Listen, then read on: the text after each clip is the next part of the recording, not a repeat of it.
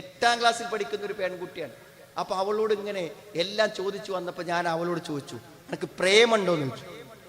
ഇപ്പൊ 8ാം ക്ലാസ് എന്നൊക്കെ പ്രേമം തുടങ്ങി. അപ്പോൾ പറഞ്ഞു, നിന്റെ ക്ലാസ്സിലെ മിക്കവാറും കുട്ടികൾക്കൊക്കെ ഉണ്ട്, എനിക്കില്ല.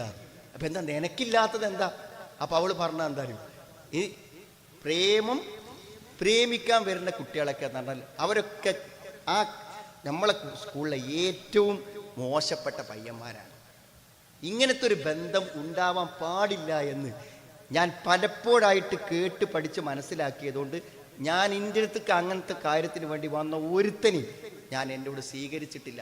അപ്പോൾ ചോദിച്ചൊരു ബെസ്റ്റ് ഉണ്ടോ? പല പുതിയത് ബെസ്റ്റ് എന്നാണ് പറയുന്നത്. ആൺകുട്ടികളും പെൺകുട്ടികളും തമ്മിലുള്ള പ്രേമത്തിന് അവരിട്ട പുതിയ പേരാണ് ബെസ്റ്റ്. ഒരു ബെസ്റ്റ് ഫ്രണ്ട് എന്നുള്ളതിലേക്ക് ഇട്ട പേരാണ്. അങ്ങനെ വല്ലതും അങ്ങനെ ഒന്നും ഇല്ലാതെ. അപ്പോൾ സുഹൃത്തുക്കളെ, നിങ്ങൾക്കറിയോ, നിങ്ങളുടെ പെൺകുട്ടികൾക്ക് നിങ്ങൾ ബോധ്യപ്പെടുത്തി കൊടുക്കണം, മോളെ, നിനക്കു ജീവിതത്തിൽ വരാനുള്ള ഏറ്റവും വലിയ അപകടമെന്ന് പറഞ്ഞാൽ നീ വഴിയിൽ നിന്ന് പരിചയപ്പെടുന്ന ഒരാണുമായി നിന്റെ മനസ്സിലുണ്ടാകുന്ന സ്നേഹമാണ്. ആ പ്രേമമാണ് നിന്റെ ജീവിതത്തെ നശിപ്പിക്കുക. ഒരു സംശയക്കാര്യത്തിൽ വേണ്ട. ഗൾഫിൽ നിന്നൊരു പെൺകുട്ടി ഒരിക്കലും എനിക്കൊരു മെസ്സേജ് അയച്ചു. അപ്പോൾ അവൾ പറഞ്ഞു, 10 കൊല്ലം മുമ്പ് ഞാൻ നിങ്ങളുടെ വീട്ടിൽ വന്നിരുന്നു എൻ്റെ മാതാപിതാക്കളോടൊപ്പം. അതെന്തിനാ വന്നത്?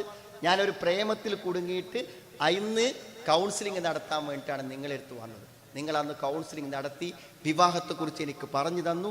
ഞാൻ അവനെ ഉപേക്ഷിച്ചു. ഒരാളെ വിവാഹം കഴിച്ചു, അറേഞ്ച്ഡ് മാരേജ് ചെയ്തു. ഇപ്പോൾ 10 കൊല്ലമായി ഗൾഫിലാണ്, 3 കുട്ടികളുണ്ട്. ഈ സന്തോഷത്തിൽ ഇങ്ങനെ ജീവിക്കുമ്പോൾ എനിക്കിങ്ങനെ തോന്നി നിങ്ങൾക്കൊരു മെസ്സേജ് അയക്കണമെന്ന്. കാരണം ഞാനെങ്ങാനും അന്ന് പ്രേമിച്ചവൻ്റെ കൂടെ പോയിരുന്നുവെങ്കിൽ എൻ്റെ ജീവിതം എന്താകുമായിരുന്നു എന്ന് ചിന്തിച്ചപ്പോൾ ഞാനൊരു മെസ്സേജ് നിങ്ങൾക്ക് അയച്ചതാണെന്ന് ആ പെൺകുട്ടി പറഞ്ഞു. സുഹൃത്തുക്കളെ, നിങ്ങളുടെ പെൺമക്കൾക്ക് നിങ്ങൾ പറഞ്ഞു കൊടുത്തോ? ഈ മാരകമായ അപകടത്തെക്കുറിച്ച് പറഞ്ഞു കൊടുത്തോ?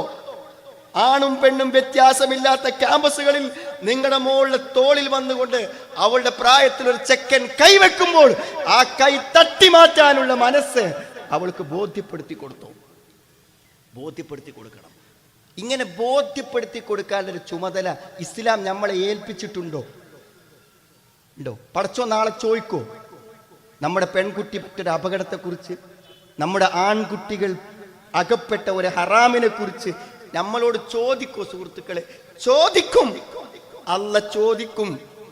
യാ അയ്യുഹല്ലദീന ആമനൂ ഖൂ അൻഫുസകും വഅഹ്ലീകും നാറാ.